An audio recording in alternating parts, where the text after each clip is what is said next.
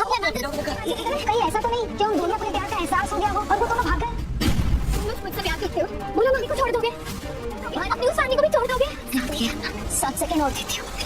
तो आज तक जो एपिसोड में आप लोगों ने देखा है कि अब अबीरा जो होती है वो अरमान दोनों एक दूसरे से लड़ रहे होते हैं। अरमान जो कह रहा होता है अबीरा को समझ नहीं आ रहा होता। अबीरा कहती है जिन फैमिली ने तुम्हें 7 साल दिए, मायरा और गीतांजलि, तुम उनको छोड़ दोगे, मैं चलो तुम्हें 7 सेकंड और देती हूँ, तुम फैसला करो। तो इतनी देर में अरमान जो होता है वो अबीरा को गले लगा लेता है। दूसरी तरफ ये दिखाया जाता है कि वहाँ पे गीतांजलि अरमान को ढूंढ रही होती है और अंजुमन अबीरा को, लेकिन दोनों नहीं मिल रहे होते। वो उससे पूछता है, वो उससे पूछती है, लेकिन बीच में एक लड़की बोलती है कि क्या ये कहीं दोनों भाग तो नहीं गए, इनको अपना एहसास हो गया हो अपन प्यार मोहब्बत का।